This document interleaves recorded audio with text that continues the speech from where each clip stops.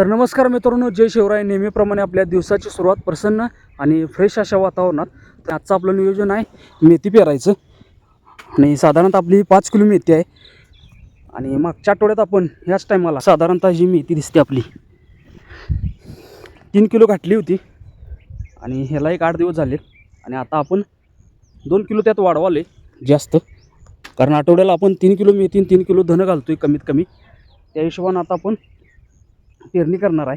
आणि साधारणतः आपल्याला अपेक्षित उत्पन्न हे आपण प्रत्येक वेळी सांगतोय, किलोला 150 पेंडी कमीत कमी. आपण जास्तीचं धरतच नाही, 150 पेंडी कमीत कमी. साधारणतः एक बाजारभाव 10 रुपये बसून विक्री, या हिशोबाने आपण नियोजन लावले. त्यामुळे आपल्याला एक 5 किलो मेथीच्या हिशोबात आपल्याला एक 800 पेंडीचा उत्पन्न निघेल. आणि 10 रुपये हिशोबाने धरलं तर 8,000 रुपये आपल्याला उत्पन्न मिळणार आहे या 5 किलोपासून. आणि त्यामध्ये आपल्याला खर्च साधारणतः 5 किलो मेथीचं 700 रुपये आणि औषध पाण्याचं एक 400 रुपये धरून आपला साधारणतः 1,000 रुपयाच्या आसपास खर्च आहे. बाकी सगळं आपणच करतो आहे कष्ट, त्याला पर्याय नाही. आणि त्याच्याबरोबरच आपलं कोथिंबीर असते. कोथिंबीर बी आपण त्याच्याबरोबर 3 किलो पेरतो आहे. आणि 3 किलो कोथिंबीर साधारणतः किलोला 250 ते 300 पेंडी निघत्या कमीत कमी, सगळ्यात कमी माल या हिशोबानं धरतो आहे. आणि ते पण एक साधारणतः 10 रुपयाच्या आसपास धरलं तर 3 किलोला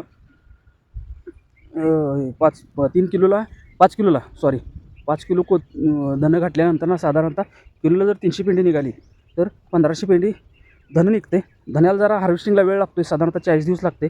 पण त्यापासून साधारणतः 1500 पेंडी निघत्या. आणि 10 रुपयांनी जरी बाजारभाव मिळाला बसून विक्री, तर तुम्हाला सांगतो त्यापासून एक 15,000चं उत्पन्न आहे. मग साधारणतः आठवड्याला जर आपण 3-3 किलोचा हिशोब धरला तरी नियोजन परफेक्ट पकडलं तर आपल्याला महिन्याकाठी रेग्युलरली व्यवस्थित नियोजन पकडलं तर महिन्याकाठी आपल्याला साधारणतः 15,000 ते 20,000 रुपयाचं उत्पन्न मिळते फक्त मेथी कोथिंबीरीपासून. आणि त्या नियोजनासाठीच आपण डेली म्हणजे दर आठवड्याला कमीत कमी एक 2 ते 3 किलोच्या वरच 3 किलो मेथी आणि तुमचं 3 किलो धनं कंटिन्यू पेरतो आहे. टप्पा आहे आपला. ते झाले की ते लगेच काढले की मेथी काढली की त्यामध्ये धनं, परत धनं काढले की ते धनं कोथिंबीर काढली की त्यामध्ये मेथी. आणि त्यामध्ये आपलं थोडंफार पालक पण असते आणि शेपू पण असतो आहे. आणि इतर तर 2-3 भाज्या असतात, पण त्याचं प्रमाण कमी आहे. त्या दोन्हीचं प्रमाण जरा जास्त असते. अशा प्रकारे आपलं नियोजन आहे. तुम्हाला कसं वाटलं नियोजन ते व्हिडिओला लाईक आणि कमेंट करून सांगा. आणि चॅनलला आपल्या सबस्क्राईब करा. धन्यवाद.